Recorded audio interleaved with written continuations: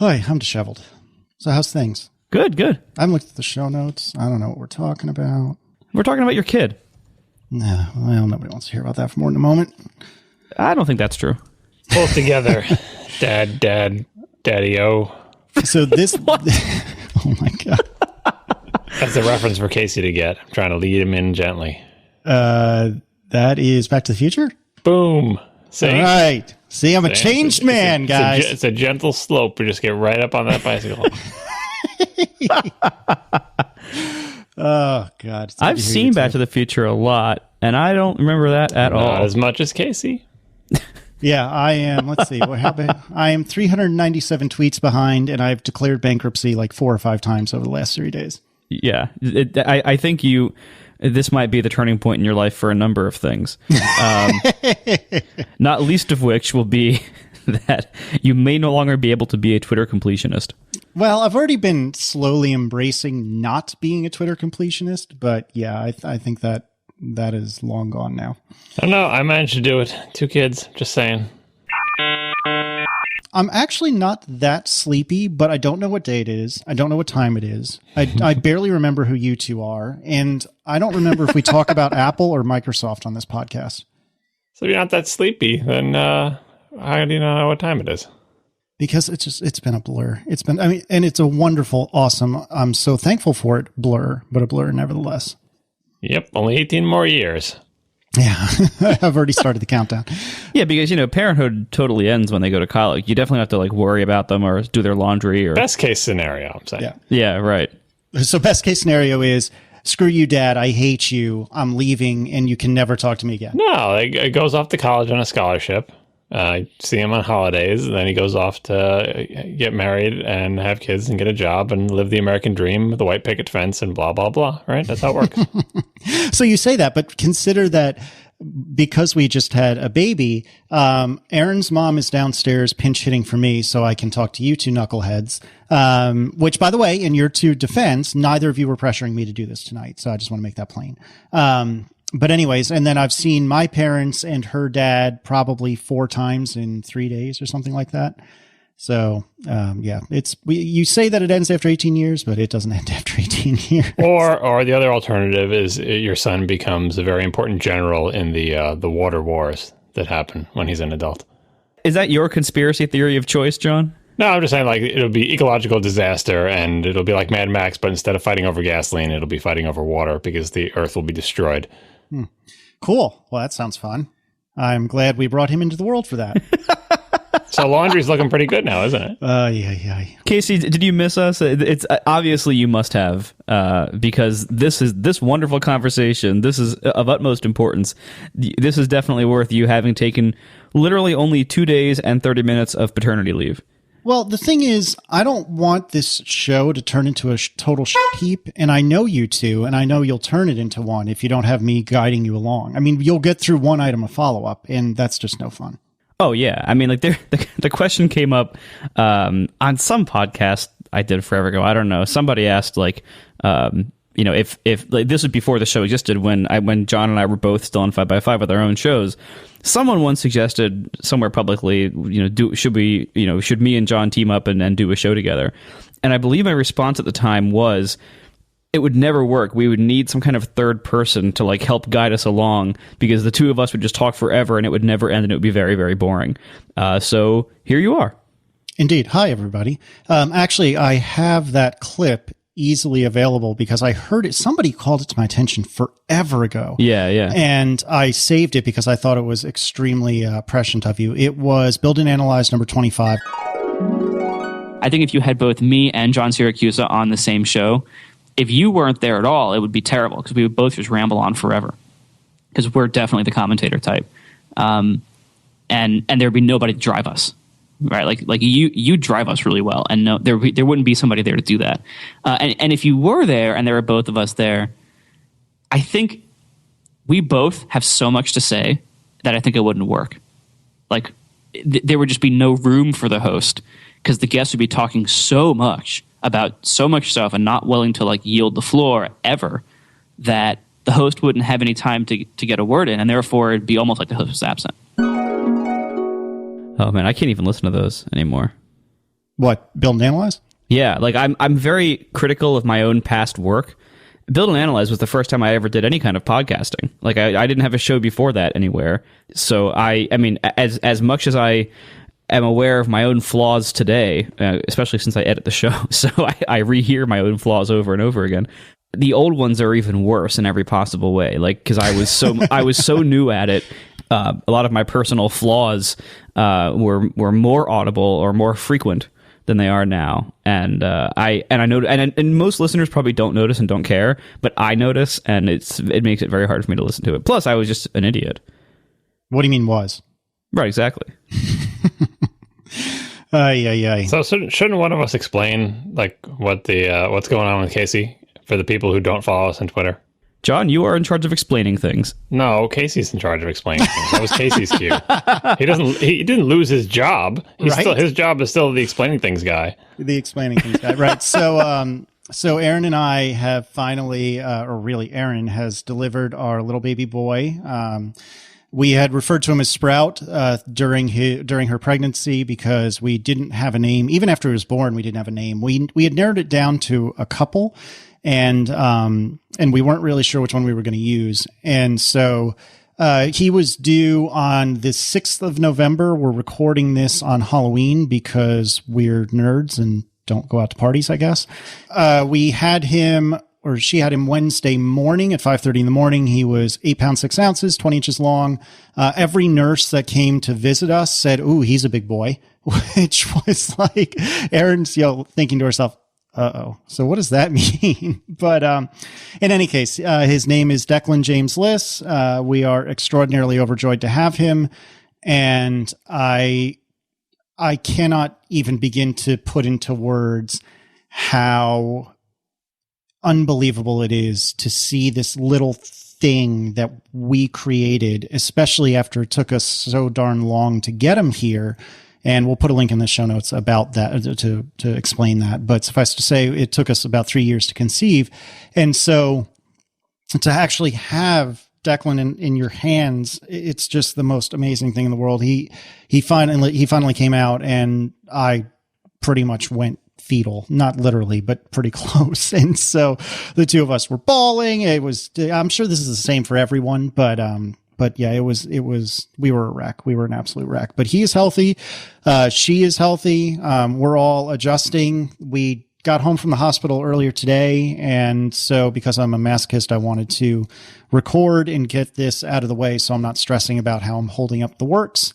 And we actually slept okay the last couple of days. We had the hospital nursery take him during the night and then bring him in whenever he wanted food. So we didn't have them give him a formula or anything because we're trying to breastfeed. And so we slept reasonably well. Ask me tomorrow morning how that works out now that we're at home.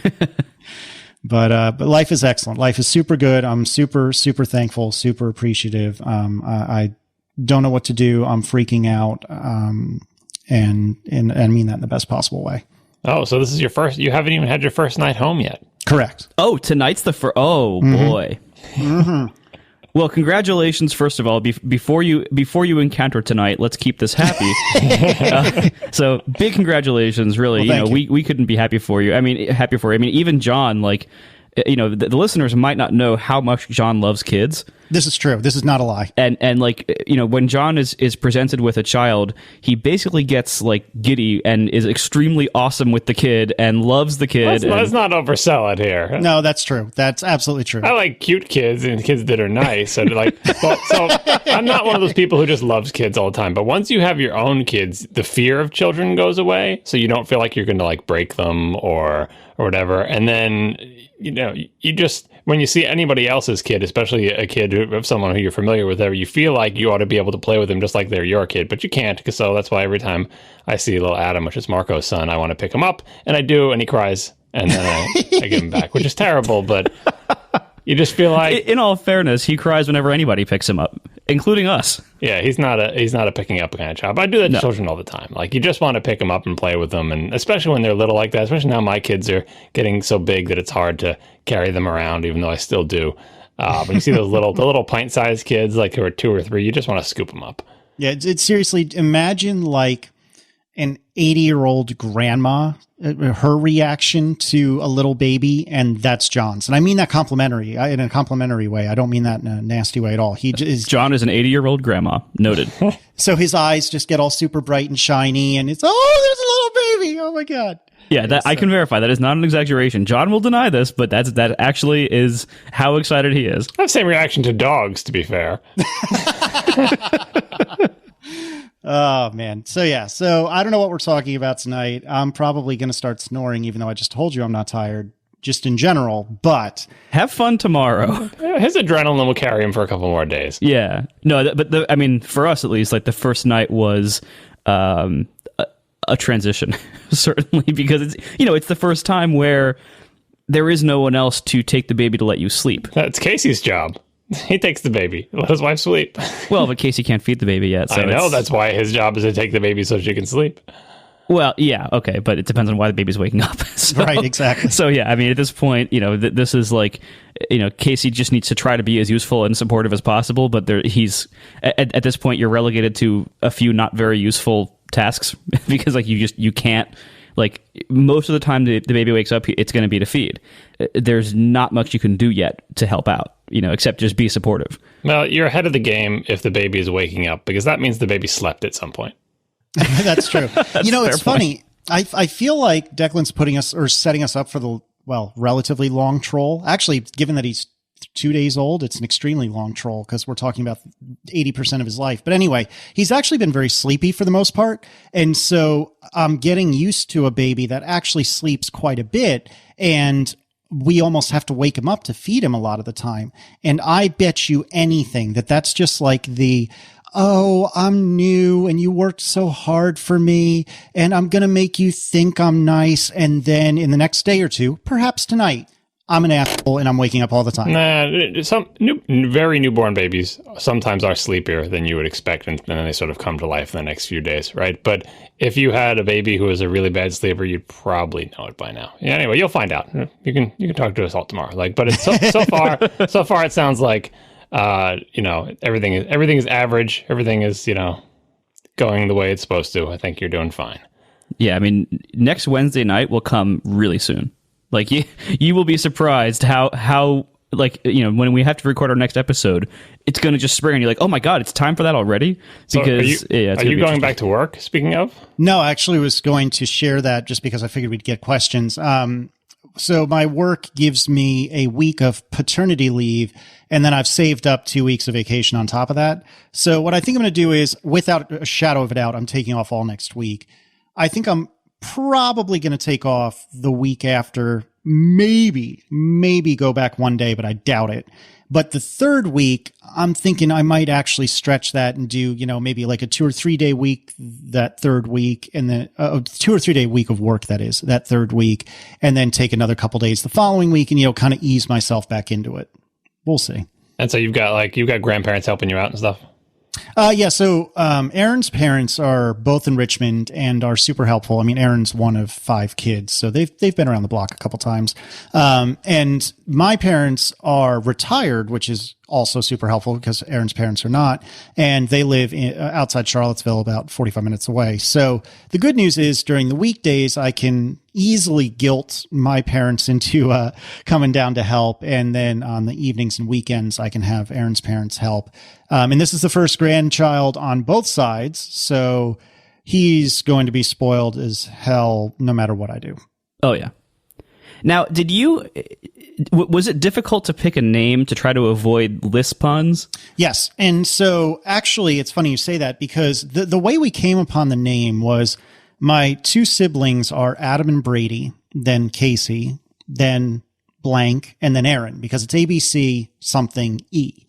And so we were so daunted by how to pick a name that we needed some really ridiculous yet useful way of narrowing it down. And so I eliminated, I think it was me, maybe it was both of us, but I eliminated 25 letters of the alphabet by saying, no, we're going to start with D because A, B, C, D, E, and that's just kind of cutesy, and I think it's cool. So then it was, well, what the crap because you can't use, I mean, Richard is in our name, but you couldn't use Dick because Dickless doesn't work. And you couldn't use a whole bunch of other names. And actually, one of the things I've been worried about is I hope I didn't set Declan up for a really awful, like 2nd through 8th grade stretch by Declan turning into Deck, turning into Dick. Now he's haha Dickless. We'll see. There's going to be 7 other Declans in his class, so don't worry about it. I hope not. That's actually one of the other names we were really considering, which I'm not going to share because I don't want to have half the internet say to me, "Oh, you should use the other name." But one of the ones we considered, we felt we eliminated because it's become super popular these days, and I am not 100% convinced that Declan isn't also applicable in that category. But it's pretty popular. Oh, damn it! Well, whatever. We're committed now. It's all right. They're popular because other people name their kids that. It's just the way it goes. Not everyone can be named Marco. It's true. Well, and to be fair, having a really unusual name in school is not necessarily a social advantage. Believe me. Yeah, there's like 3 or 4 other Johns in my class. I mean, all the girls were named Jennifer. It works out fine.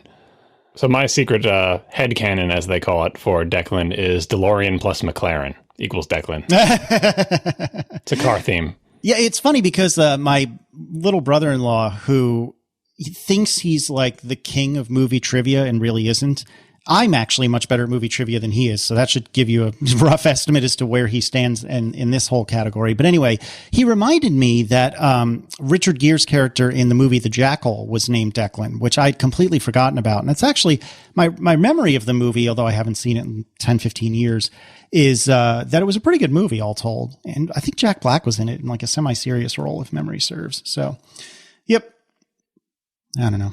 So yeah, it's amazing. It's the most amazing thing in the world. And it's weird because you were kind of alluding to this, John. I never liked carrying babies. I mean, I think I picked Marco up one, or yikes. I picked Adam up. He's very small. You just cradle him in your arms. You just want to put him in a little pocket. Yep. Well, he's so weensy. But anyway, no, I picked Adam up a couple times, I think, but every time I'm like, oh my God, I'm going to drop him. Oh my God, I'm going to drop him. Oh my God, I'm going to drop him. And when it's your own kid, or at least in my experience, all of that, it just goes away. And it's just, this is what I have to do. And it sounds so cliche and silly, but it really is the way it was. And I'm so much more confident making decisions about him. Not to say it's all on me. Of course, Aaron's really doing all the work and I'm just taking credit for it. But, figuring out, is he got a poopy diaper? Is he sleepy? Whatever the case may be. It comes so much more naturally once you're there. And I still can't even really believe I'm a dad. Like, that's the most wild thing in the world. Yeah, I'm so happy for you to see you going through this, to see you enjoying all of this. So I'm just so happy for you and Aaron, and I think the entire internet is happy for you and Aaron. Yeah, I really appreciate it. And actually, the outpouring has been absolutely ridiculous, and I cannot thank everyone enough. If you happen to listen to my other show, Analog, you'll know that I'm trying to come to terms with not replying or favoriting everything under the sun. And so I haven't done that, and I will continue to not do that. But it's been absolutely incredible, all the support. And I know I speak for Aaron in saying I really appreciate it.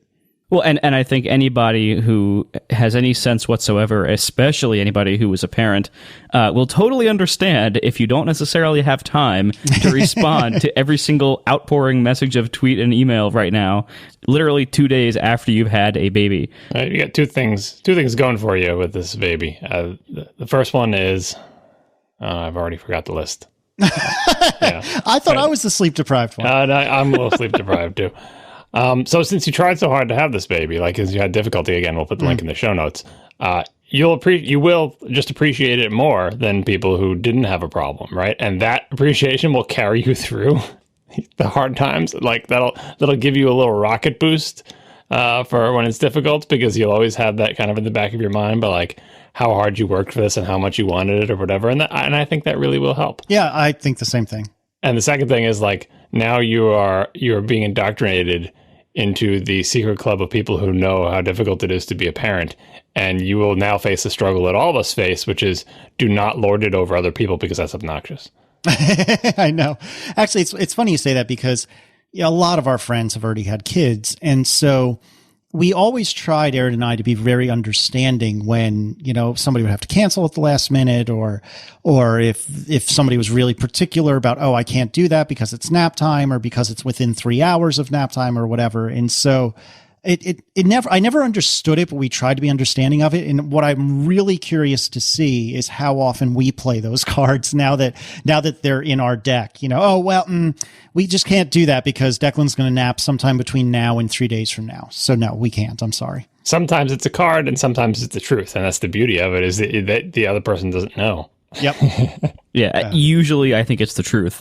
You know, I mean, at least for us it is. Or the truth may be I haven't showered in 3 days. And, right. And there's no way I can leave the house. No, but soon you will know firsthand, like, you know, if when you know, somebody who doesn't really know about, you know, how life with kids works, they will be really surprised when you tell them that you really can't go and meet them for dinner, you know, a half hour away on a random weeknight, you know, out of the blue for fun. And it's like, really, no, like, that's like, you'll see, like, the assumptions that people make before they're parents about the life of being a parent, if they even think about it, just by nature of it being such a huge change in life, the assumptions people make about how it is usually are pretty far off. You're not choosing to, like, reject certain social events and not go out to certain things. You're not rejecting that because you want to be uptight. You're rejecting it because you actually would prefer doing things your normal way to going out, because the consequences of going out are worse and it's not worth it, if that makes any sense at all. Yeah, definitely. And it's funny, the things that I made, like, I don't know if I should say I made declarations about, but for example, the nursery in the house is, I don't know, 10, 15 paces away from where our bedroom is. And Aaron and I kept saying to each other, the first thing we would say is, well, you know, I think we're going to keep him in the nursery from the get-go so he doesn't get too attached, doesn't really, you know, get this idea that he's always going to be next to us, blah, blah, blah. And the next thing we would say leading up to tonight was, but we'll see what happens. And when we started talking briefly about what the sleeping arrangements were tonight, the first thing I asked was, can we easily get the pack and play upstairs?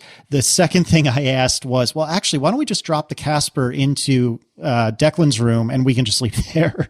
So we're already, all these promises we made to ourselves, like, oh, we're going to go out to dinner in the first month. Like, pretty much all bets are off already, and we've had them for 2 days. Yeah, no plans to virus contact with the baby.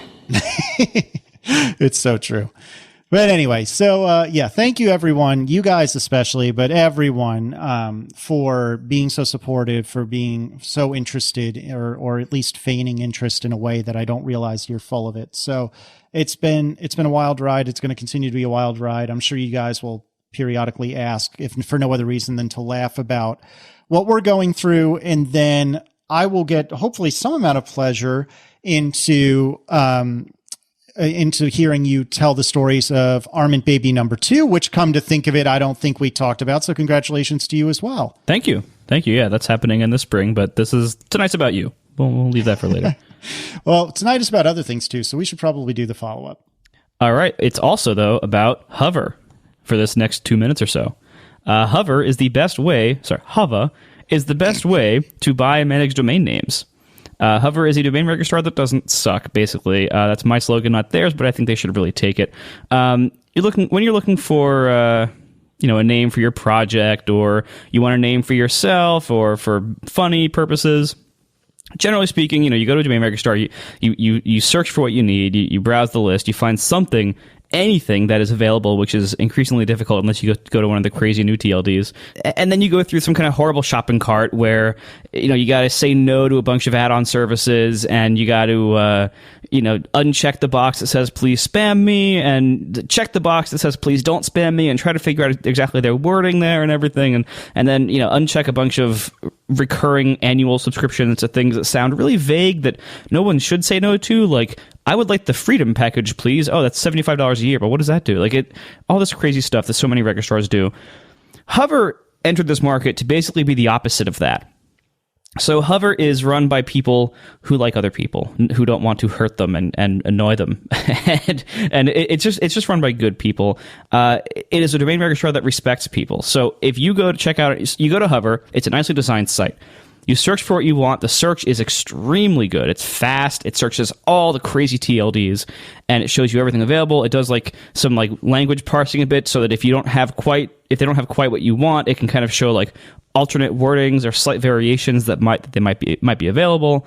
You go to buy something and you check out and you're done. Like there is no crazy add-on step. There's no crazy upselling. There's no crazy cross-promotional crap. You just buy the name, you pay for it easily, and you have it. And they do offer some add-on services that are paid, things like email hosting and stuff like that. But for the most part, they give you a lot for free. Every domain comes with free domain privacy, all sorts of DNS tools and everything you need. They also have a really good valet transfer service where you can transfer names. If you want to transfer names from another registrar to Hover, if you want, you can have them do it for you. You give them the login to your old registrar, and they will do the transfers for you for any number of domains. If you have 100 domains, they'll still do it for you. It's really great, and it's no additional charge for that service. If you need support, they have, of course, the usual online support, but they also have phone support during business hours. You can just call them, and they have a no-hold, no-wait, no-transfer phone policy. So you call them up, and a human being answers the phone, and that human being is able to help you. I really can't recommend them enough. Their prices are also really good. They just lowered prices on a bunch of stuff, but they were already good even before that.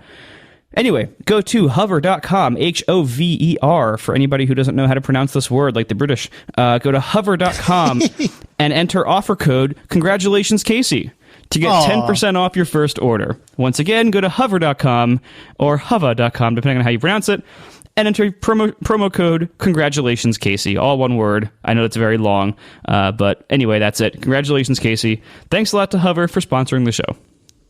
So a quick story related to Hover. I know that was a little bit of a read, but I think this is worth sharing.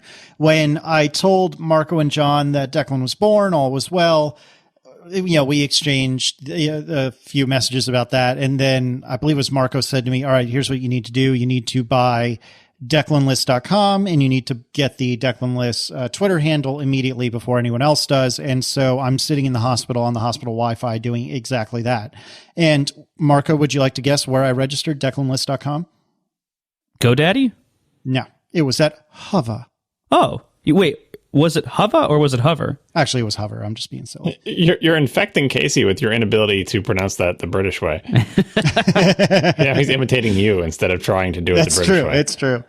Yeah. All right. So, Marco, speaking of things that you're either creating or buying, what's the story with your iMac Retina 5K, whatever? The business rep ordering system is apparently not that reliable. So I have between 0 and 3 of them arriving. I've only gotten ship notices for 2, which is the correct number that we ordered. So we will see how many arrive. I've been charged for 3, but I think I'm going to get refunded automatically. It's a weird situation. Anyway, they're on a boat or a plane, or probably a plane.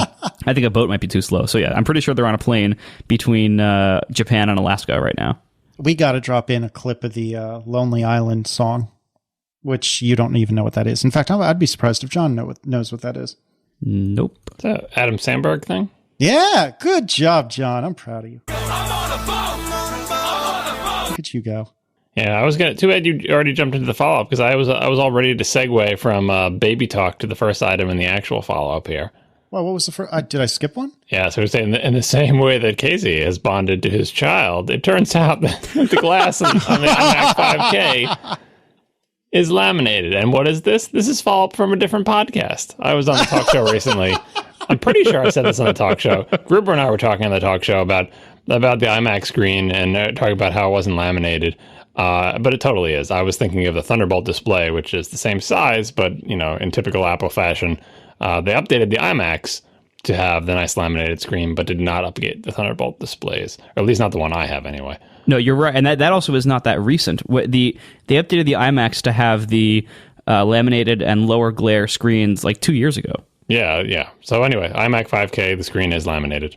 There you go. Is that shows don't have follow-up? We have to do it here. What can I tell you? For what it's worth, that episode with you and John Gruber is really, really good. I really enjoy the talk show always, but some of the guests are just always, without question, just amazing. And having the two Johns together, always a good time, always worth the listen, even though you guys ramble on even longer than we do sometimes. Yeah, I'm also I listen to every episode of the talk show, and I got to say, John, your episodes I think are consistently my favorites. Your best. We just need to get some. You just need to get like smart speed for Gruber though, because then the shows would be shorter. In fact, the one you did with Gruber a long time ago, that was one of my like top 3 test files. Like when I was making Smart Speed, that was what played most of the time. It was the one where you open up saying, "You know what I had to do to get here." It's a good imitation of my voice. Yeah, thanks. You know what I had to do to get this to happen? What'd you have to do? Reboot into my super duper clone. Oh my God. All right. So we also got a lot of feedback, myself especially, but we all got it, about the AT&T Unlimited plan, because I believe it was on this show that I talked about how I still have the grandfathered AT&T Unlimited plan. And I don't remember if you guys had said, "Oh, that's crazy," or if the chat room had said, "Oh, that's crazy," but somebody did. And look who's smart now, because as it turns out, the FCC has said, "You know what, AT&T, if you're going to make it unlimited and then severely throttle after 3 or 5 gigs of data, I don't remember what it is, well, screw you, we're going to sue you." And gosh only knows if anything will come of it, probably not. But I do, for this small stretch of time, until this lawsuit is concluded, I get to feel smug about it. So that's really exciting. Yeah, and I think ultimately, like, the most likely outcome of this is either nothing will change or they will just end those plans. Probably. Like there's nothing, like, they are not obligated to keep offering that plan every month. Like, they're doing it, they chose to grandfather people in and let them continue indefinitely, presumably because they figured it would do less harm that way to their reputation and to their customer relationships.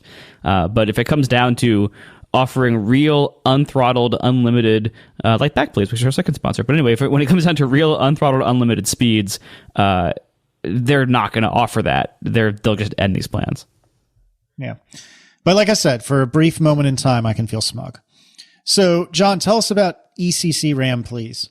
I think I mentioned that when we were talking about whether I would want an iMac and how I still feel better about having like server class components, and in particular ECC RAM, because we have just so much RAM these days, and the error rates of RAM, have not decreased at the same rate that capacity has increased. And so the more RAM you get, the more likely you're going to have these 1-bit errors, and that's what or whatever error correcting memory helps improve that reliability. And I was like, well, maybe it's just all in my head, like that. I think I'm, getting fewer, and Margot had said the same thing, getting fewer kernel panics because ECC memory is helping or whatever. Who knows?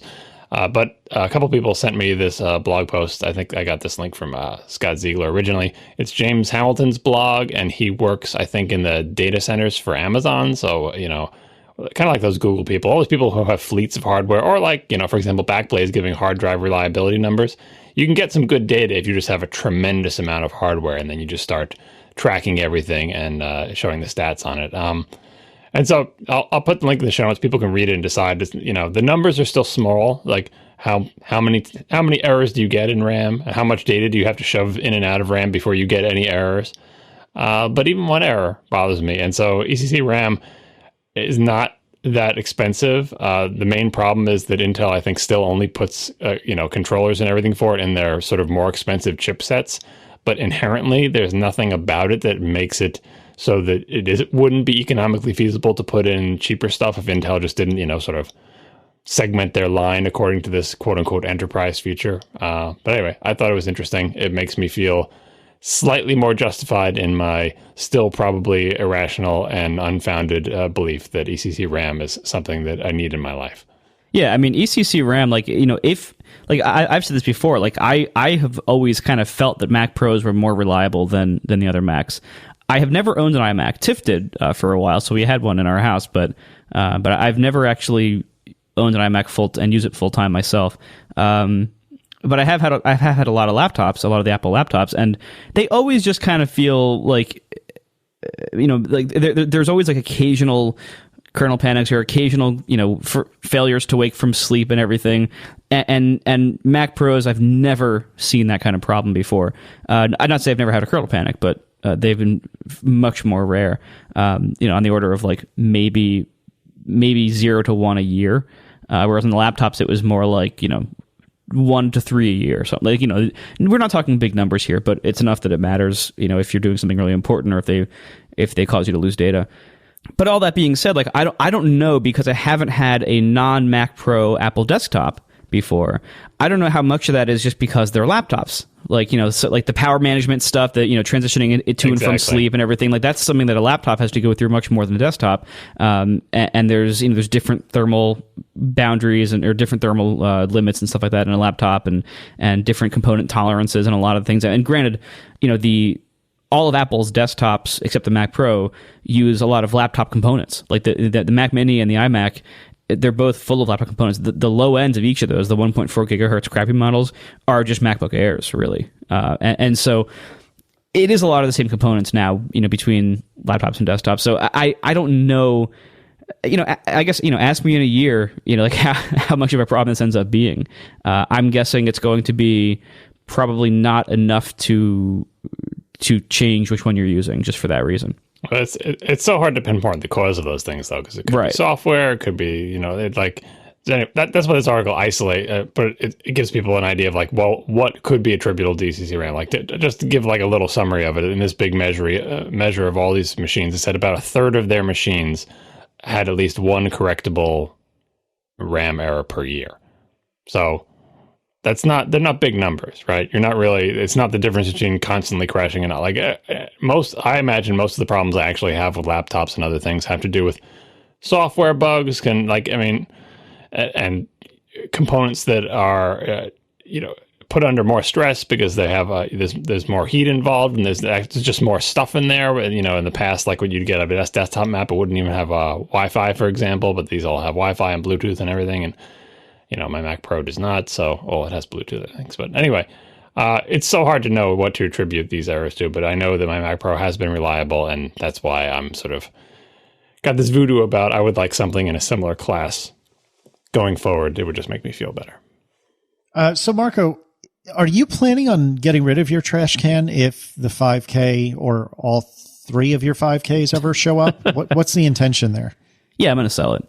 I mean, it would be really stupid not to. I mean, it would, because I have no use for like a big expensive desktop Mac that I'm not using. Like I've been thinking about maybe getting a Mac Mini for like a backup server kind of needs.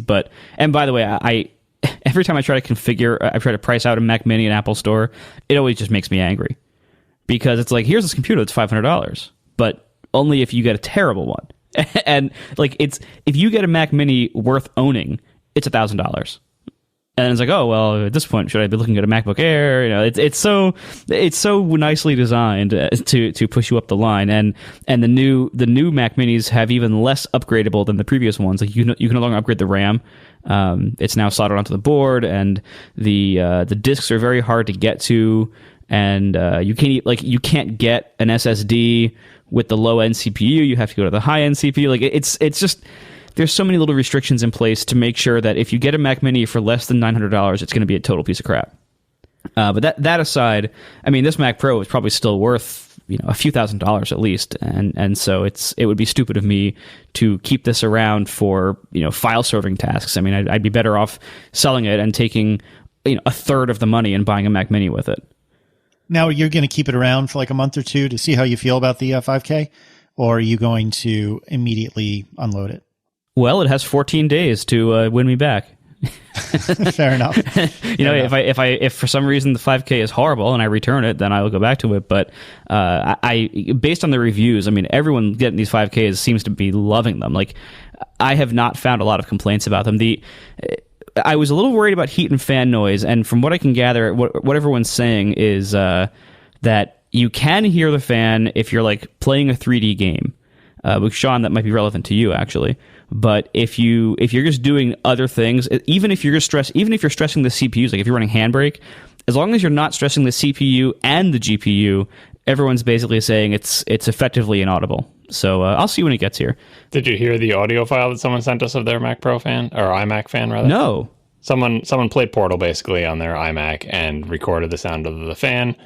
And of course, you can't tell from recording how loud it really is, because it really depends on how close the mic was and so on and so forth. But you can kind of get a feel for the quality of the sound. And it sounds, not surprisingly, very similar to what it sounds like when you really crank up the fans on a laptop. You know what I mean? Because it's a thin package and there's small openings. Right. It's got that kind of, I couldn't tell if it was like the asymmetrical fan, kind of like a fuzzy hiss instead of like the whine that you'd get from a small symmetrical fan. But there's pretty big fans in there. So Well, there's just one fan. It's in the back behind the stand. it's big, right? It's big, but it's not nearly as big as like the Mac Pros. I mean, there's not enough room for a fan that big. I've been looking around and to see if anybody has any information on this fan. Like I was looking around on it before I ordered. iFixit shows you what it looks like, but no one seems to say it has asymmetrical blades. I can't find that information on Apple's side, anywhere else. So I'm pretty sure it doesn't. The big difference between the Mac Pro fan and that fan is the same reason, you can get an extra 10 horsepower by changing your intake manifold. Nice. Much better airflow through the Mac Pro than you do trying to bring air in through the little slits or whatever at the bottom of that iMac and then shove it through a bunch of tubes or whatever. So the Mac Pro is all nice and opened up. Plenty of power. This analogy does not work anymore, but you know what I mean. Yeah. No, I mean literally I have never heard my Mac Pro fan ever. Like no matter what I do with this thing. And granted, I don't play 3D games, so I don't think I've ever stressed the GPUs and the CPUs at the same time. But I've like doing just pure CPU maxing out. I've never ever heard the fan on this Mac Pro. And I don't expect the iMac to match that level of awesomeness, but as long as it's close, I'll be very happy with it. And everyone's basically saying it's totally worth it because the screen is amazing. Yeah, I saw one. I went to the Apple store to check one out, and remember that I don't have any Retina Max in the house. And I got to tell you, that screen is beautiful. It is absolutely the screen I would want in a mythical revised Thunderbolt display, which, as we've talked about many times in the past, isn't going to happen for a long time. But I'm personally not a desktop kind of guy. And so as much as I think that screen is beautiful, I'm not going to be buying an iMac anytime soon. But it is pretty. I was actually about 100 feet from an Apple store yesterday and didn't go in because I didn't want, like, I want mine to be the first one I see. I know that's stupid, but like because I know it's already coming. Like it's like I might as well wait until I think it's supposed to get here on Monday or Tuesday. Like I might as well wait until then, So yeah, but and I realized too, like as I was talking to our friend _David Smith, and I talking with and reading a few other people's reviews. One of the great things about a Retina screen for iOS developers is that you can run the Retina simulators at regular sizes. When you have a non-Retina screen, for those of you who don't know, the Retina simulators run by default at 1x of their actual pixels. And so like a Retina iPad doesn't even fit on your monitor most of the time, especially if you're using a laptop. Even the Retina, a Retina iPhone 6 Plus doesn't fit on anything either because it's so freaking big. It's 3x the pixels, and on a Retina screen, it runs. These things all run like at their Retina sizes, at their like native point sizes, so they're smaller. And you can hit like Command 2 and 3 to artificially shrink them if you need to on a regular screen, but the performance is terrible. It doesn't look good. So like just doing iOS development, there's a very, very good reason to have Retina screens because it just makes it so much easier to see what you need on screen the way it will actually look on a device. Yeah, it makes sense. I mean, I saw a screenshot that _David Smith, I assume he sent you the same one, of him running the iPad simulator, I think in landscape, and having Xcode adjacent to it, all on the same screen, not using like spaces or anything like that. And there was still plenty of room left over. And I've done enough iOS development to know that's a big damn deal. So I'm excited for you, as much as it makes me grumble that you canned the trash can so quickly. But anyway, believe me, that makes me grumble just as much. I mean, it does not please me that I spent a lot of money on this computer that I thought I was going to have for a while, expecting that I'd be able to get desktop Retina the way I wanted with it, only to find out something way, way better came out like 9 months later. Like that, I mean, or I guess 10 months later. That is not a great feeling, but it is a great feeling that the one I got, the Mac Pro I got, the resale value will probably cover the iMac's cost, at least most of the way. We'll see, though. God, that's impressive. All right, we have a little bit more follow-up, but before we get to that, since I think it may take a minute, why don't you tell us about something else that's really cool? We are also sponsored this week by our unthrottled and unlimited friends, Backblaze. Backblaze.com/ATP. Backblaze is unlimited unthrottled online backup. They also love to say it's uncomplicated and native, and they have all these unwords except native. It is very, very good online backup. I use them myself. It's always there. It's always backing things up for you. Your data is always secure. There's an entire class of problems this protects you from. Basically, anything that can happen physically to your house. If somebody could walk in and steal your computer and the drive next to it, that's your backup drive. That you could have a fire, you could have a flood, you can have electrical surges and all sorts of weird issues like that. If your data only exists in your house or in your office, that's not really good enough. If it's really that important to you, you got to have an offsite backup. And there's also, because it's online, they can offer you advantages. Like they have an app for iPhone, iPad, and Android where you can access your files that you've backed up on Backblaze wherever you are. You can also log into their website. So like what I sometimes do, if I want to get a file that's on my home desktop and I'm traveling with my laptop, I can log into the site and pull that file right off the site. All of this is just $5 a month. It is so good. I mean, I use it. My wife uses it. I set up my mom with it when I was there last time. I just installed it on her computer, and so now I know my mom's all backed up, and I don't have to worry about it. Of course, she doesn't have to worry about it. It's so great. I can't recommend Backblaze enough. Go to backblaze.com/ATP. You get great, unlimited, unthrottled online backup. Really unlimited disk space. That is really impressive. Unlimited online backup, $5 a month. Anyway, thanks a lot to Backblaze for sponsoring once again. Oh, and we have a really good story about Backblaze. Hi, guys. About 8 months ago, following a sponsor read on your show, I signed one of my servers onto Backblaze using your coupon code. Previously, it had been using an alternative offsite solution that had experienced some silent data loss. 2 months ago, our contracted engineers managed to accidentally delete all of the data from our RAID set. Our local backups of our most active projects were good, and we had a backup of our email store from the previous evening, but our local copy of our support files and archives and financial data was found wanting. We are architects, and by law, we have to keep everything we do for 7 years, and Backblaze saved our business. If it wasn't for the fact that if it wasn't for the fact that we could get everything back from Backblaze's service, downloads or drives in the mail or whatever, then I honestly believe that we would have had to shut the doors and 30 people would be looking for new jobs. Thank you to them, and thank you to you guys. So yeah, that's honest to goodness, hand on heart. That is pretty much verbatim an email we got. So like Marco had said, get Backblaze, get some sort of online backup. It can save your bacon. Yeah, and if nobody's told you yet, RAID and RAID-like systems like Drobos and NASA's and things like that is not its own backup. That like those things serve to reduce downtime. And in the case of like Drobo and Synology's hybrid RAID and stuff like that, it's things like I want to expand this drive volume without erasing everything. So you can get convenience from RAID, but RAID is not a backup. That's what RAID stands for. RAID stands for RAID is not a backup. That's why it's spelled RAID. Right? Exactly. Just don't ask a geek what the I is for. Everyone's going to email us about the different definitions of what the I is for in RAID. Yeah. All right, so a couple other things that we should hit in follow-up. There's a couple of quick ones and one not so quick. First, I've tried Apple Pay. It is magical. I have used it twice. Both times were at McDonald's. I don't care if you think that's gross because I like McDonald's. The first time was for breakfast, and it was just as socially awkward as I expected it to be because I had told the clerk, how do I go about using the, phone pay thing? Because I didn't want to say, how do I use Apple Pay? Because I figured that, they would be like, what? So I made it worse by using like hand wavy generalisms, but eventually I realized near field communication isn't just near field communication. It's like stick your darn phone on top of the reader communication. And once I got the phone a lot closer, it prompted me to pay and it worked no problem. And then last night I used it again in order to get a chocolate milkshake for Aaron when I was returning from home to the hospital. But it is pretty awesome. And I'm really stoked to use it in pretty much any store I could possibly use it in.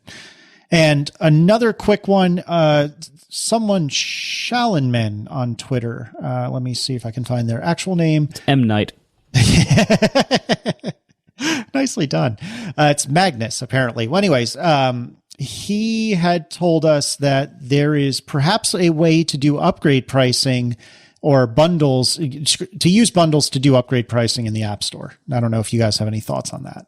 Yeah, we talked about that, like that, someone had broached that idea, and we talked about how terrible it would be because it's like, yeah, you can kind of get upgrade pricing that way, but trying to explain it to people, it's like, I know you just want to get a cheaper way to get the next version of this program, but what you really have to do is buy this bundle. It looks like it has 2 programs, but we'll subtract the amount that you paid for the other one, which is not the same as the amount that it's currently for sale for in the store. And like, it's all this convoluted system. And, Marco in particular thought it was a bad idea. I also agreed. But the bottom line is we thought someone would try to do it if Apple didn't stop them. And this is, I think it's a screenshot from a German app store. But anyway, apparently someone has tried to do it, is doing it, and Apple hasn't stopped them yet. And I'm sure people are very confused by it because all they want is one program and they have to buy a bundle with 2 and hope they're getting the right things. And it's kind of a mess. Right, and as Kyle Cronin points out in the chat, you have to still be selling the old program in the store, like the old version has to still be there, which means that you'll have people buying the old version, thinking it's the new version, and then there are so many problems in practice with this arrangement and trying to hack upgrade pricing into this. The system was clearly not made to do that. And the more you try to wedge upgrade pricing into that system, the more it's just going to hurt your support costs, your reviews, your relationship with your customers. I think it's worth looking at. Our friends Supertop bought Unread from Jared Sinclair, and they just this past week or the week before they just released their new update, and it's a separate app. They had to do that for various reasons, and they have a fantastic monetization plan where it's a free download, and you get I don't know, 50 articles to read in trial mode, something like that. So there's some trial limits to it, and then you got to pay. And so they do upgrade pricing with in-app purchase, and it just sees if you have the old version installed. It's not like, as secure, I'm sure you could fake it pretty easily or hack your way around it, but who cares? I mean, that's not worth worrying too much about. It's so obvious that Apple really wants people to just make the apps free up front and figure out your monetization some other way. Like that's... use an app purchase for that purpose. It's so much better for so many use cases. It's so much better for customers. It sucks when an app is paid up front and then you download it and it sucks. Like that's one of the reasons why that generates a lot of customer hostility. It generates people. It makes people lose faith in the App Store. It makes a lot of 1-star reviews. Not to say that free apps don't have that, but if you can avoid making your app paid up front, you should. And Apple's never going to make it easy for you to have upgrade pricing or automatic free trials or anything like that. Like they're never going to make that easy. The way forward is free app with some kind of trial mode or limitations, in-app purchase to upgrade it. And any other system is just going to be a world of pain for you and your customers. Yeah, the Unread thing was very cool. I mean, it was a little goofy in that you could tell there was probably, like you said, a URL scheme, and it bounced back and forth between the apps once or twice. But the fact that they pulled it off, and that Supertop is the one that did it, or one of the ones that did it, isn't surprising. But the fact that they pulled it off was very impressive. The fact that Apple approved it was impressive. Yeah, that too.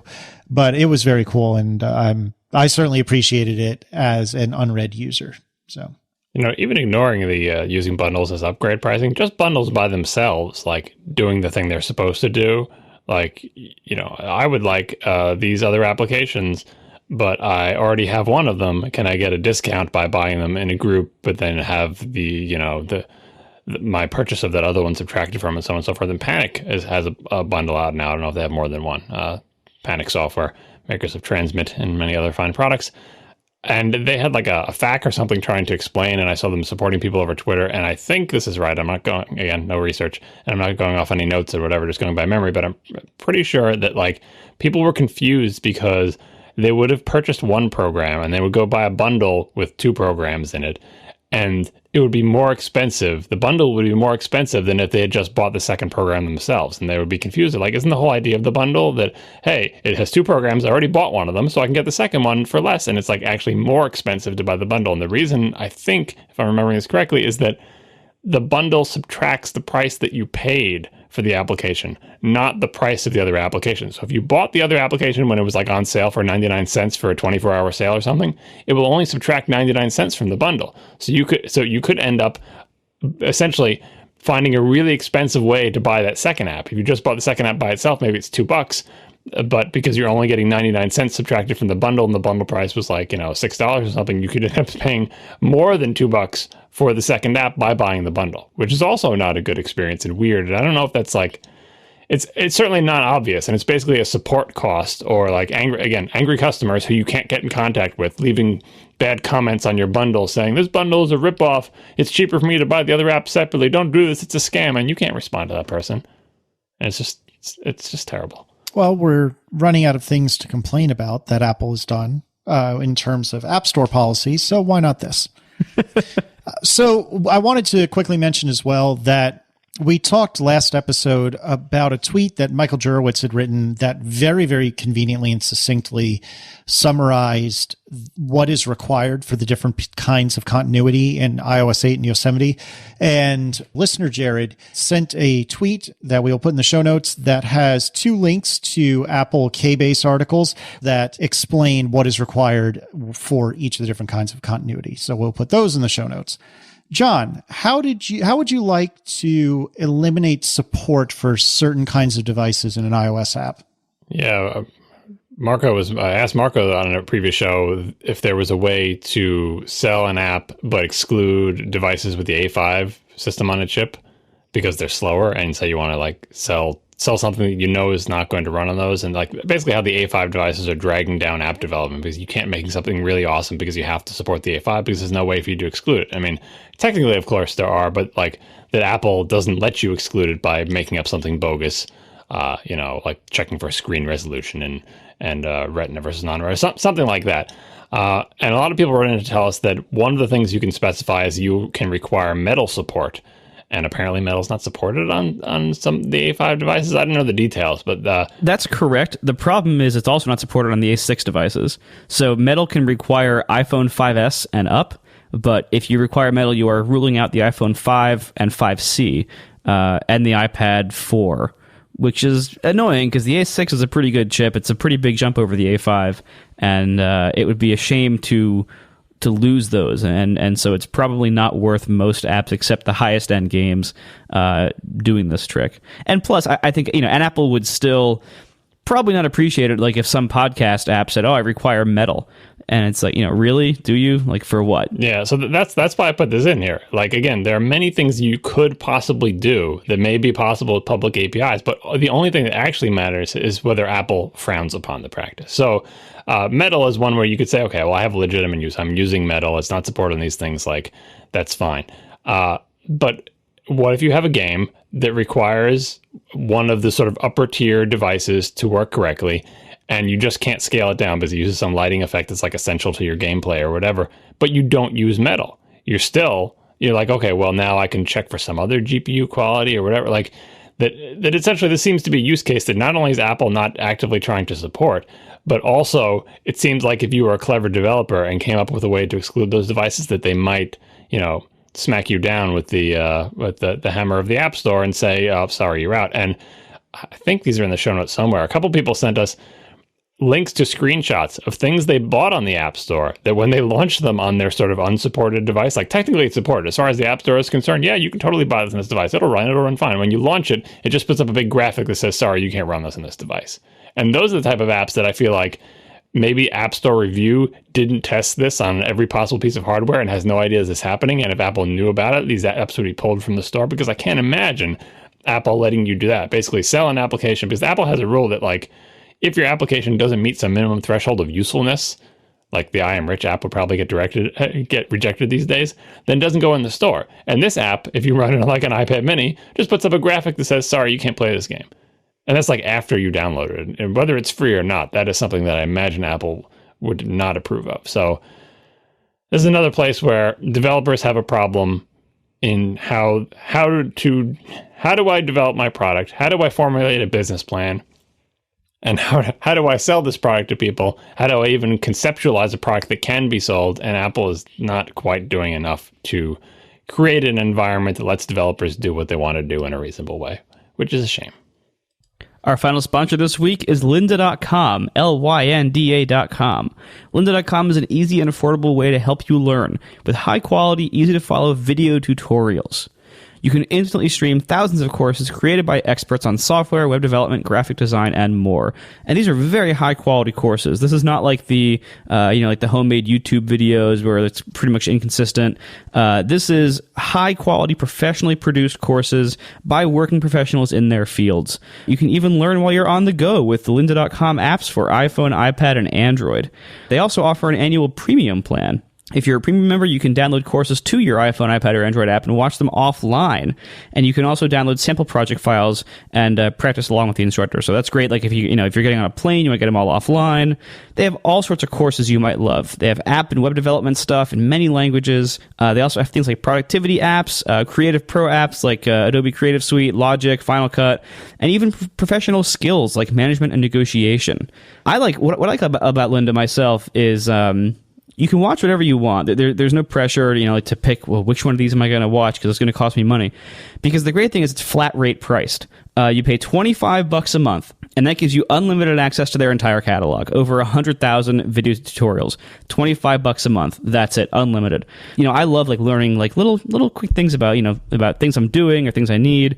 In my case, I use lynda.com a lot for learning some podcast editing techniques. And lynda.com is so useful that 30% of colleges and universities and most of the Ivy League schools offer lynda.com subscriptions to their students and faculty members.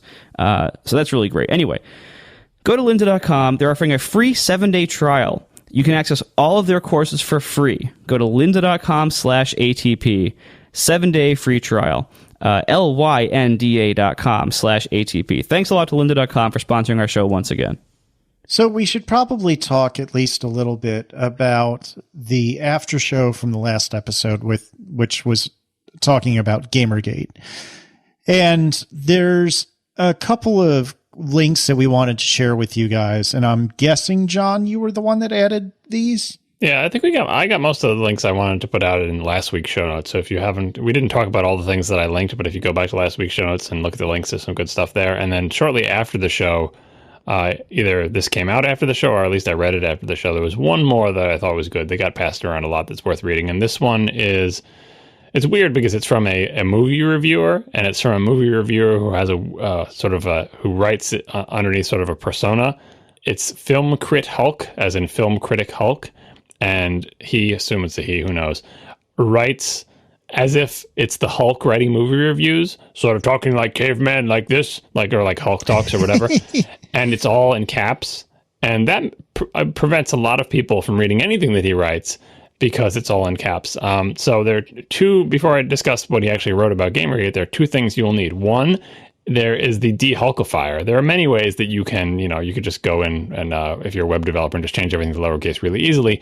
But the de-Hulkifier tries to actually make things sentence case for you. So if you're going to try to read this, don't try to read it in all caps. You'll probably go blind.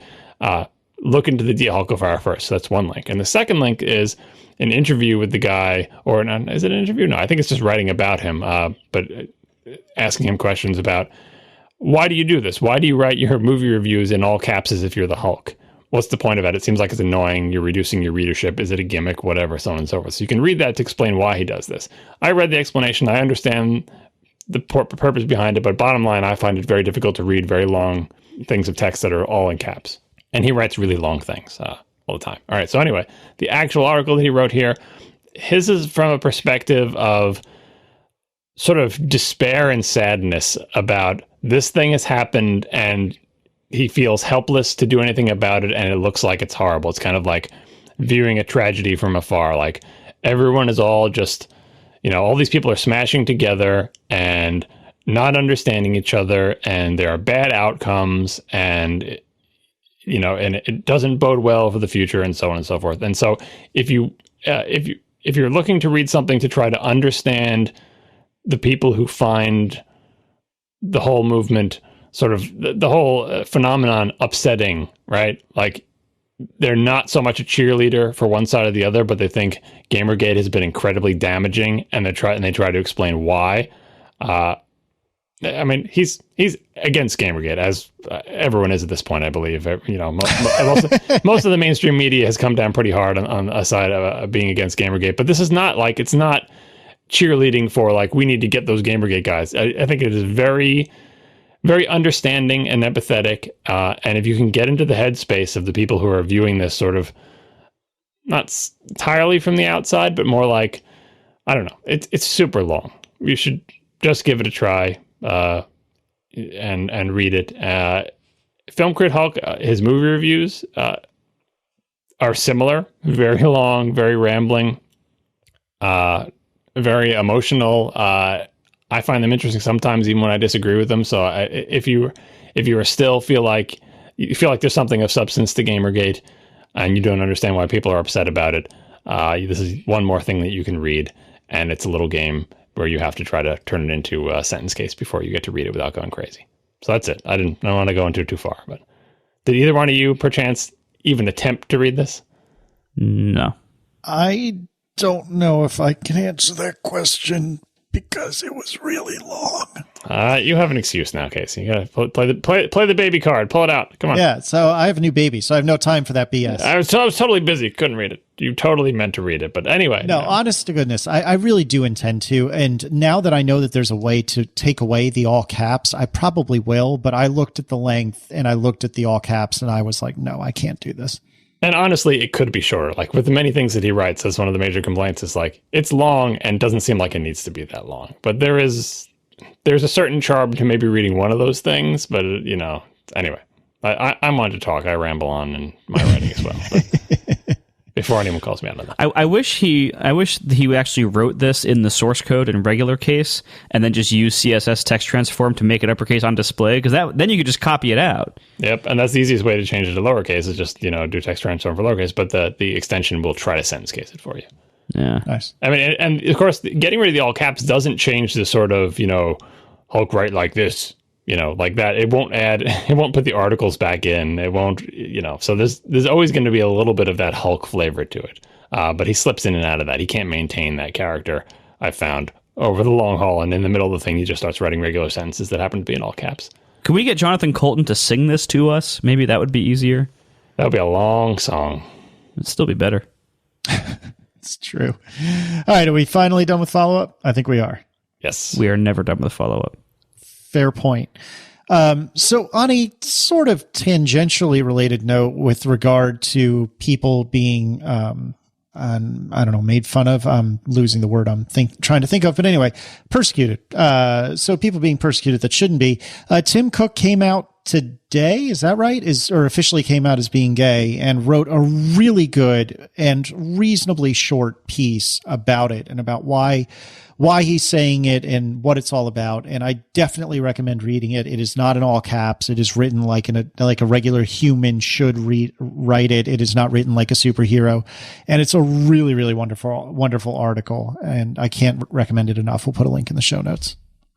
Yeah, I'm really happy he did this. I mean, a lot of people have assumed he was gay, but just never said anything, and because it's not other people's place to say, really. Like if he didn't want to be out, that's his choice.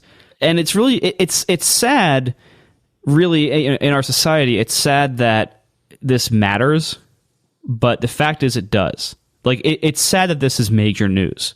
Ideally, your sexual orientation, the sexual orientation of the CEO of a big company shouldn't matter any more than how they like their steak cooked. It's like, who cares? Like, that's not relevant to his job at all. That is not relevant to his public persona, the role he needs to play in public and what the public needs to know about him. His sexual orientation is not at all relevant. But the fact is, and he writes this in the essay, the fact is, it does still matter because the society as a whole is still nowhere near even mainstream, let alone full acceptance of homosexuality and various other LGBTQ states and identities, and not to mention things like gender identity. I mean, there's so many things where we're still way behind on. So the fact is, it is still very significant that he is coming out in public. Because that is still a risk to a lot of people, and that is still significant. And again, I wish he didn't have to, but I see why he wanted to do it. Yeah, with this type of issue, people who make the sort of the comment that like you just said this, like, well, that shouldn't matter. It's irrelevant. And the fact that he's writing an article about it to declare this is just such BS, because why is he emphasizing this? It's really not important. Like, it should just be, you know, sort of unspoken. There's no need, you don't need to throw this in my face, you know, or just saying like by talking about it and by emphasizing it, you're actually making the issue worse. And really we should just all be equal and stuff. And like, this is very similar to the sexism issue in that events like this don't happen in isolation. If you view it in isolation, you say, by saying this, you are drawing attention to the issue and you're just making it so you're never going to be accepted because you keep trying to show yourself as being different and so on and so forth.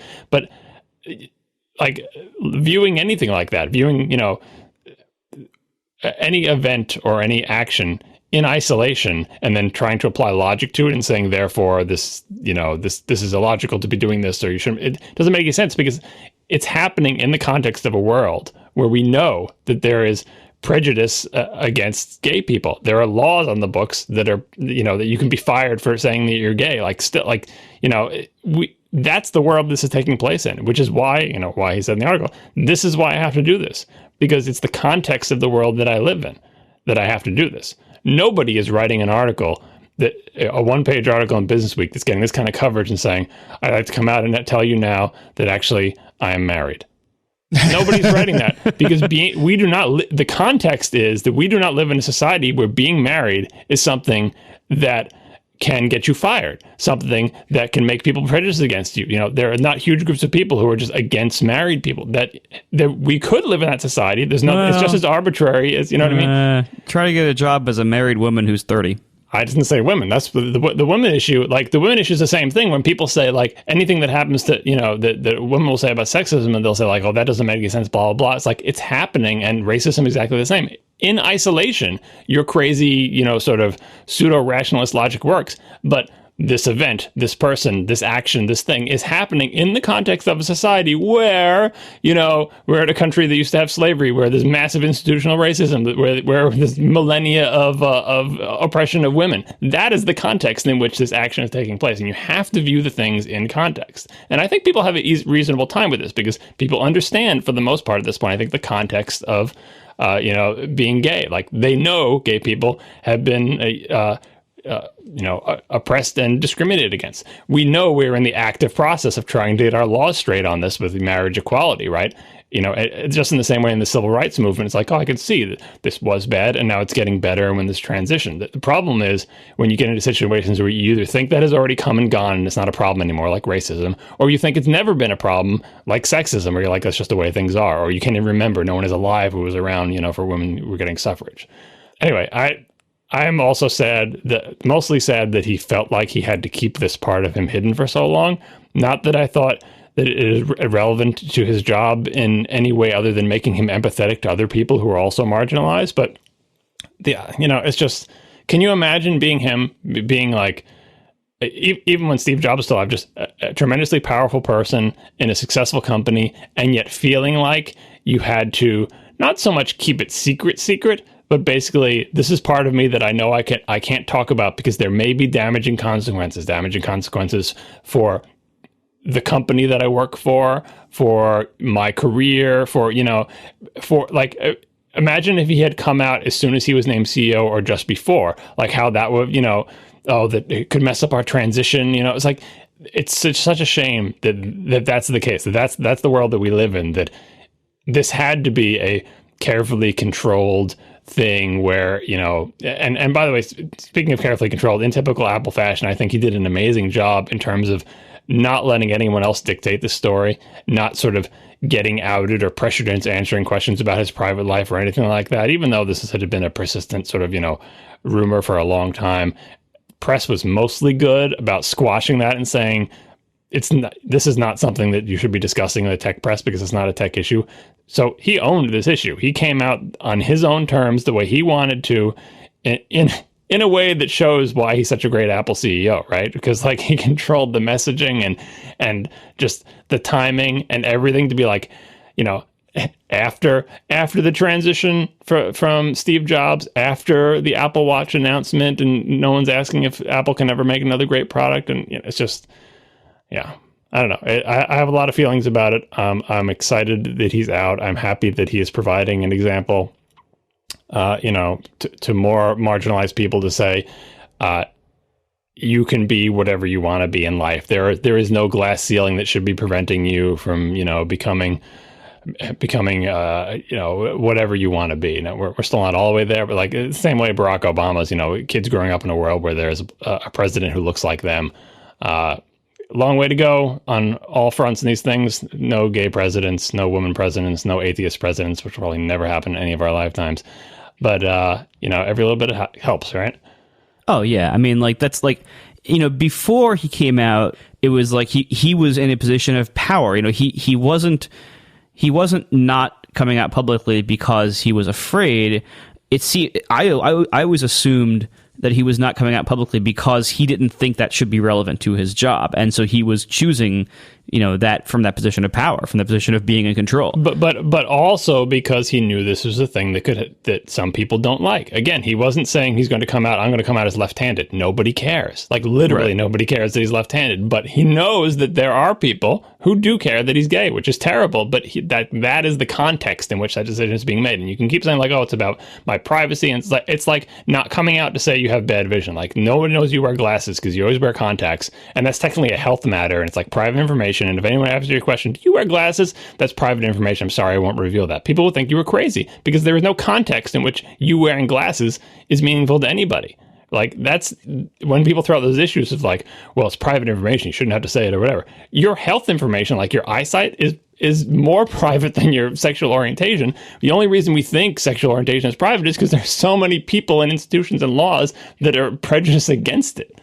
That is the maddening thing. And that's why I think you can't, I never hear people making those comparisons in either direction. It's like context. It is all about context.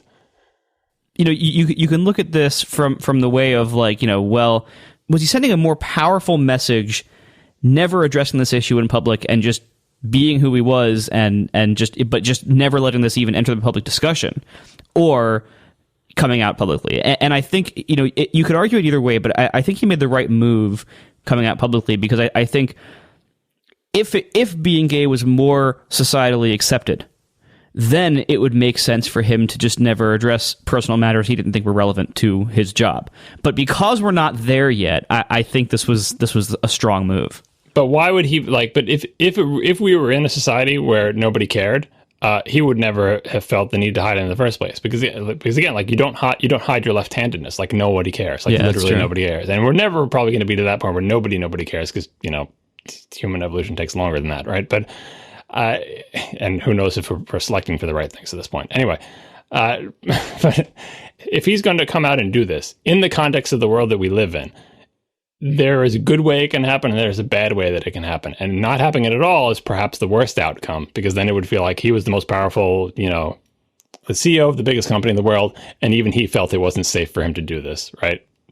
Because of the world we live in. So I'm glad that he did it, and I'm glad that he did it in a way that was positive. Like it was not negative. It was not, his hand was not forced. It did not disrupt anything else. Right. Because if he had come out and had disrupted things, the lesson would be, oh, be careful. You better stay in the closet if you're a powerful CEO, because look what it could do to your stock price, right? That would totally be unfair, but that would be the takeaway if there was a problem with it. And now I think he's entirely owning it and owning the message, and it's been universally positive as far as I can tell. I mean, even the timing was masterful. Like, there's not a lot going on in tech this week. He's not like, it doesn't appear as though he's like trying to like bury some bad Apple PR or overshadow someone else's news or anything else. In the Apple product cycle, like they've already announced their fall products. We're not going to hear from Apple again for the rest of the year in all likelihood. The next major Apple event is going to be in the spring whenever the watch comes out. And we're also like right between their last announcements and Black Friday and holiday shopping. So it's like a perfect little window where like nothing else is really going on. It's not going to appear as though this was some kind of political move or some kind of like, move for Apple's political gain, because it's not. Like you could tell that this was not for that reason. Moves like this, it just seems over and over again, man, Tim Cook is so freaking good.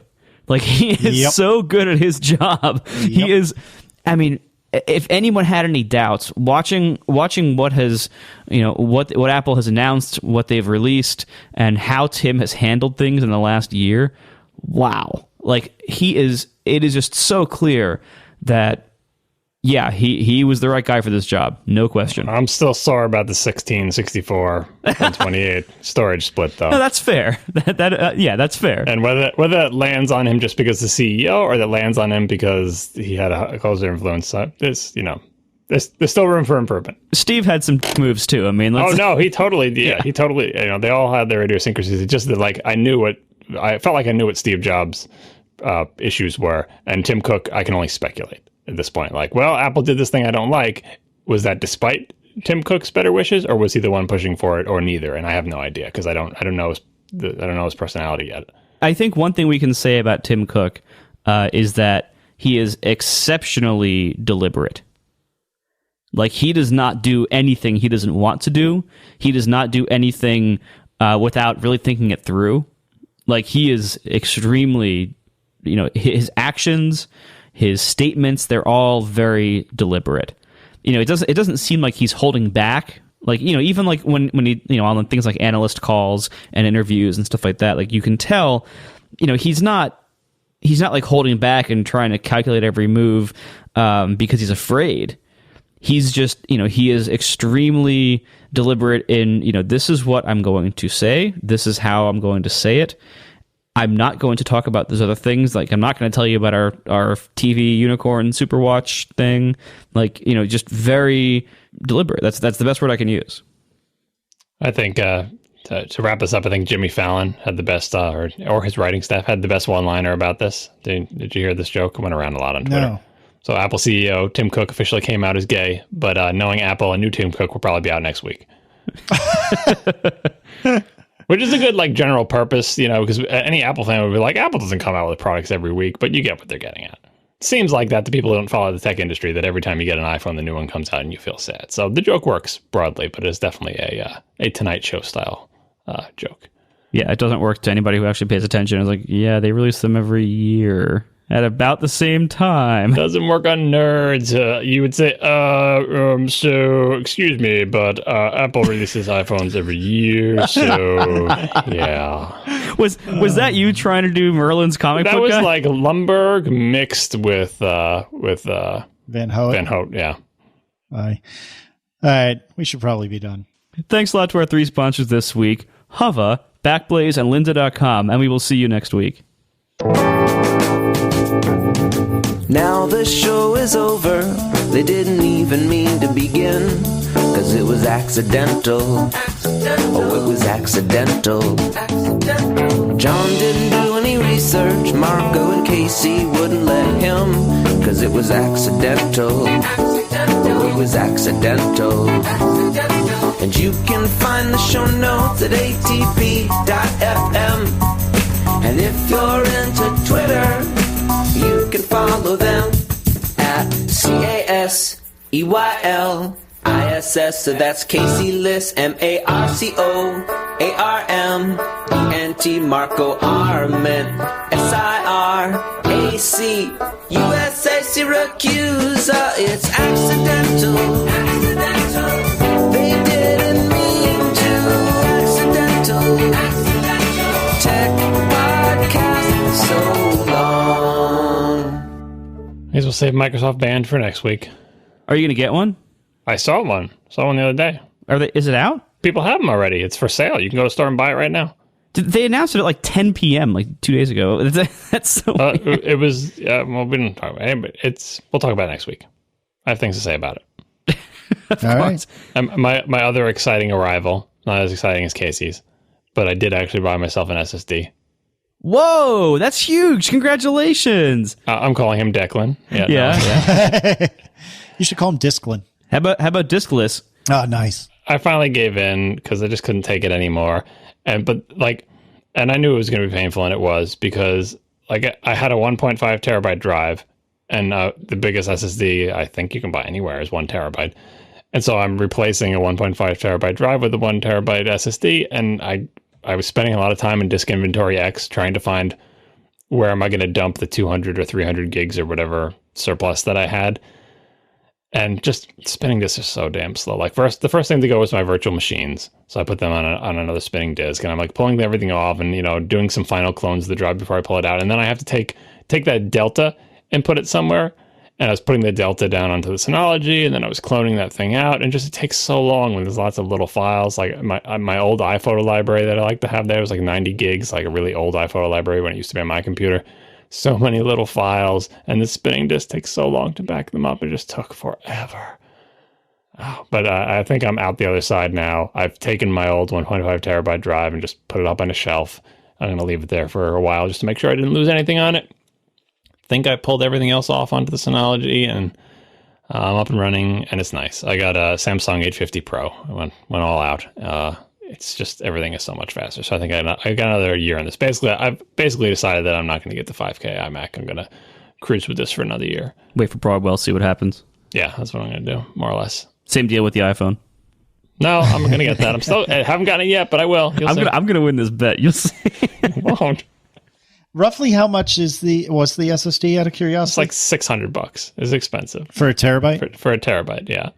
You can get a terabyte cheaper if you buy like last year's model or like a lesser. The 850 Pro is like the new hotness.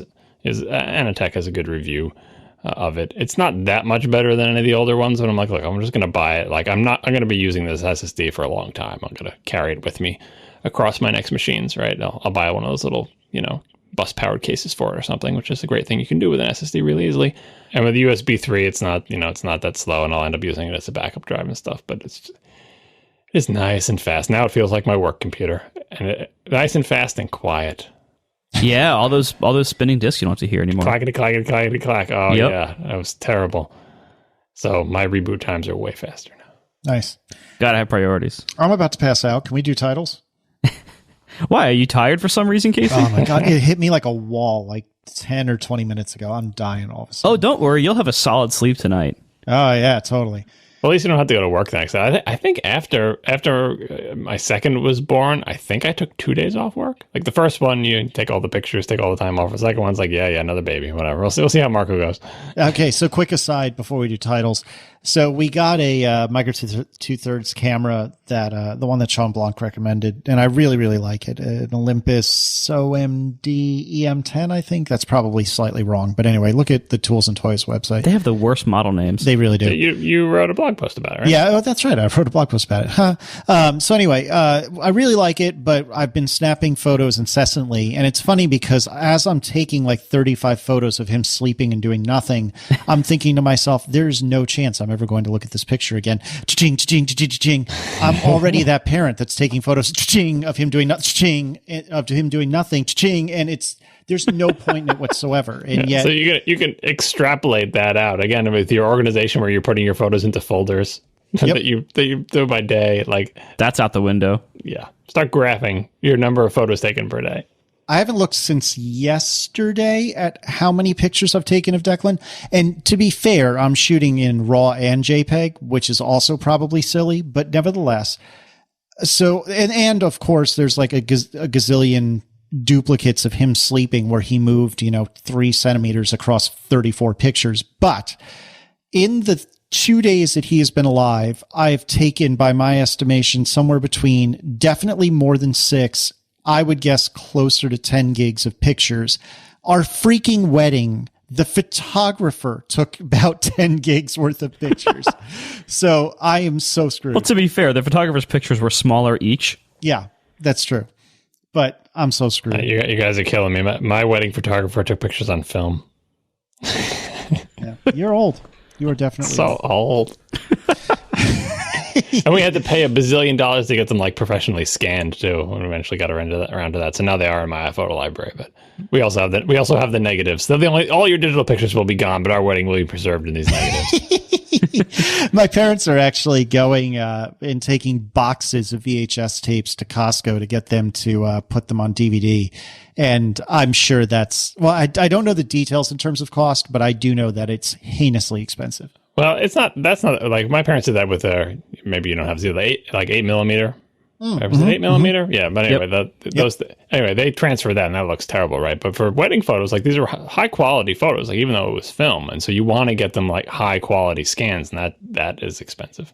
and nerve-wracking because like you send those off and that's all you've got. Yeah, that I think is the worst. Like we have like some old VHS tapes that we'd like to get transferred, but like I'm not crazy about the idea of like, you know, mailing them off to somewhere. And maybe I should do like a RAID kind of setup. Like I'll send like one to one place and one to another place. So send them all individually. Nice. All right, so let's do some titles. So Casey, I have to give you a photographic tip. Well, 2 tips. Number one, the secret to good photography is lots of bad photography. Yeah, well, still I'm getting there. Yeah, like it will no, but like even like it will you will need to take a lot of pictures to get one great one. And that's fine. That's what every photographer does. They just don't talk about it. Similarly, I suggest that you know, get as good as you can at capturing motion while Declan is not doing a lot of motion. Yeah. Because kids move very, very quickly. I've never used that camera before. I assume it has interchangeable lenses like most Micro Four Thirds. Yep.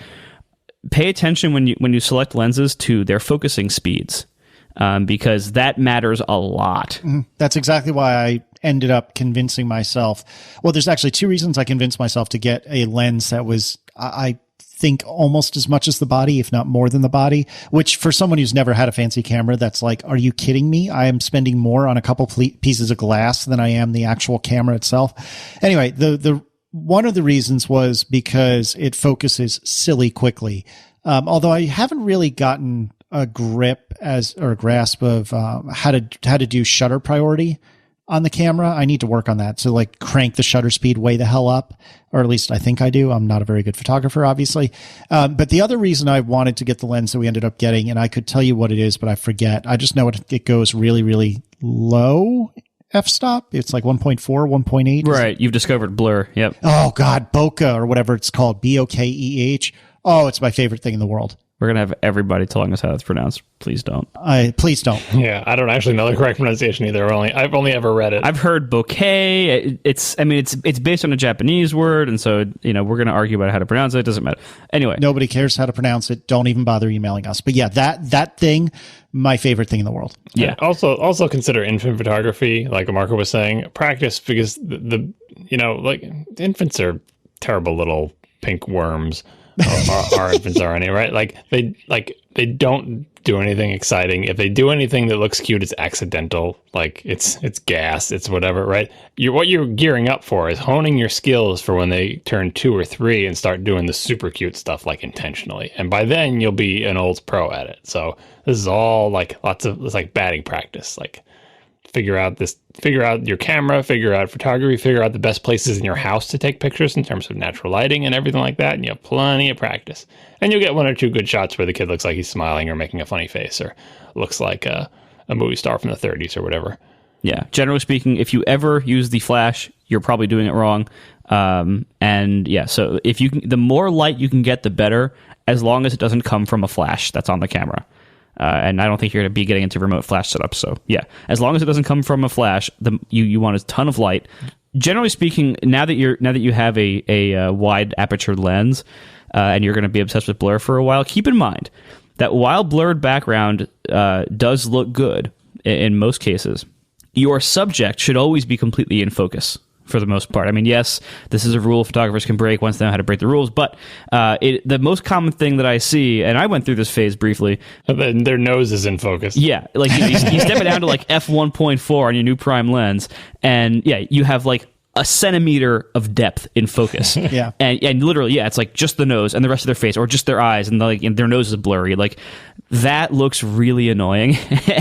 and like the blurriness of the background will look cool temporarily until you realize, oh, I can't actually see any of the subjects except for this 1 centimeter slice of them. Like, so not to mention if Aaron is behind holding the baby, like Aaron is completely blurred out. Sorry, you're outside my 1 inch thick focus plane. Yeah, and I think that I am doing that. I am guilty of that for sure.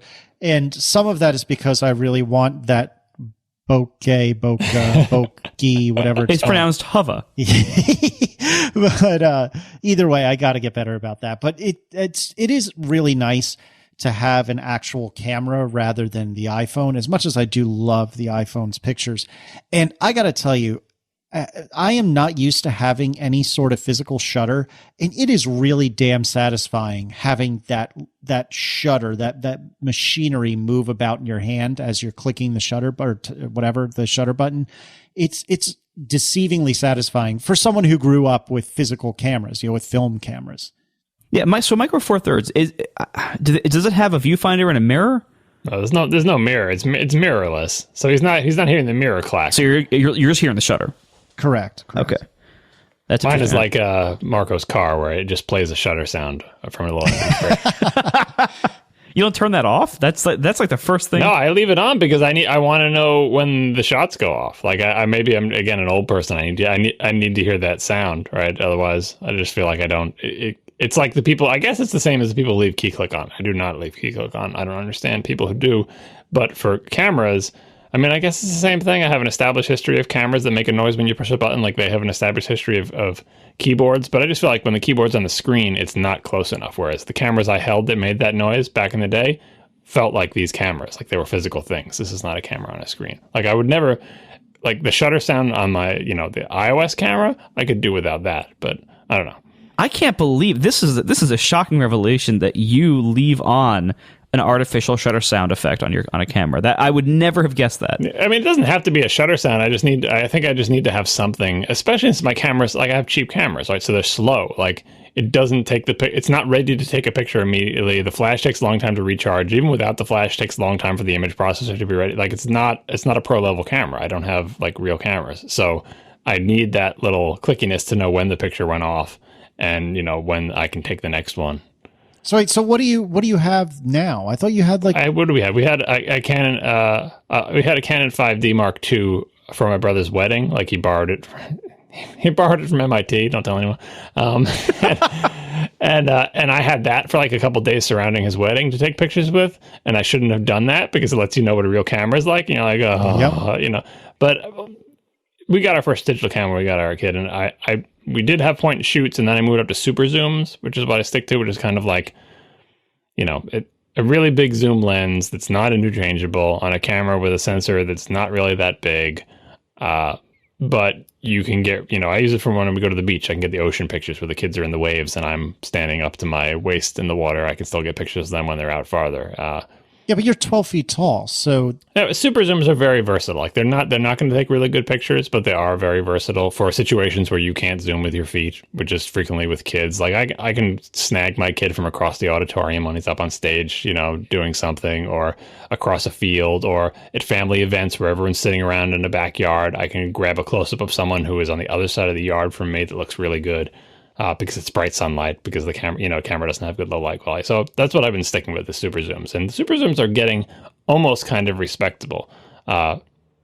Still not going into like an interchangeable lens camera, but the recent super zooms, especially that new Sony one, I forget the model number for it, have somewhat decent sensors, sort of on the level with the Micro Four Thirds things, or sometimes even better, attached to a non-interchangeable lens that is actually okay, is actually pretty good. So it has served me well enough anyway, especially with the zooms. Like I was going to say, if you want to see good childhood photography, follow the Mergans. I don't know how to pronounce their last name well enough on Twitter. Because they have lots of cute kids, and they take they post some really cute pictures. They have a new baby as well, and they demonstrate how to take good pictures of a baby who is otherwise not very interesting, because they just sort of sit there. Although their baby, I think he's like 3 months old now, and he's starting making real faces. He is a character. Don't look at Adam Lissagor's baby though. Oh, I've seen his baby. Because he's the cutest baby on the entire planet, and it's unfair. Yep. That baby's ridiculous. So you look at your baby and you're like, why don't you look like that? Baby sandwich kills us every time. It's unbelievable. His little pumpkin head, I can't stand it. See, this is it. This is John. We told you, everyone. You both agree. This is like the cutest baby in the world. Totally agreed. Oh, it's so true. It is absolutely true. But that you can tell from the sound of your voice that you're just dying in the best possible way. He's adorable. He hurts me when I look at him. Like, stop being so. And then he's got the little videos where he does the dancing and everything. Yeah. He's adorable. Yep. All right. Can we do titles before I die? Please. You have no idea what you're in for tonight, Casey. This is so cute. Nope, I don't. I'm going to go pass out. And by pass out, I mean get woken up by my screaming baby as soon as I shut my eyes. Yeah, but he's so cute. It's worth it. Oh, no, I'm not complaining. Babies aren't that cute. Babies aren't that cute until they start. You know what they're like. Like the first month, they're just. Oh, I don't know. My first baby was terrible. Yours does not sound like he's terrible, but still. It's a Simpsons reference for Casey. I'll preload it for you. We called our first baby Scream-a-Pillar. Nope. Well, anyway, if you Google for Simpsons Scream-a-Pillar, you'll find. It's so hard to find Simpsons video clips. I wish there was like a clearinghouse for them. But anyway, yeah, Scream-a-Pillar. It was fitting. Did you like the Simpsons movie? It was all right. I don't remember, but I thought it was okay. And that was back when I actually watched The Simpsons. Yeah, the movie wasn't better than, a good episode. Was the movie the one with Pinchy? No, that was an episode. No, that was a good one, though. I quote that one a lot. Pinchy is a good one. All right, I'm really going to bed. And by going to bed, I mean staying up all night. So you guys, as you wake up all refreshed and happy tomorrow morning, think of me. I can't even say that and actually played like I'm. You can't because we've been there and done that. Not only that, but I'm so excited to not sleep. I will take this problem over any of the problems we were running into for 3 years. So I'm gonna say just as another thing to carry you over. Like you tried so hard to have this baby, and that will help carry you over. The other thing is what you can look forward to is there will come a point. I mean, you're already kind of at it now, but eventually you'll go back to work. You'll become more routine. And I just remember when my first child was 2 or 3 or whatever, I would just be so excited to come home because I knew that's where my children were. I was coming home was like Christmas every day. You get there and the kids would be there, or the one kid would be there. It was I would realize that I was at work and I was excited to go home because my kids were there. Yep. The same way you'd be excited to go downstairs for opening Christmas presents. So think about that as a screaming baby is in your arms and you're pacing back and forth.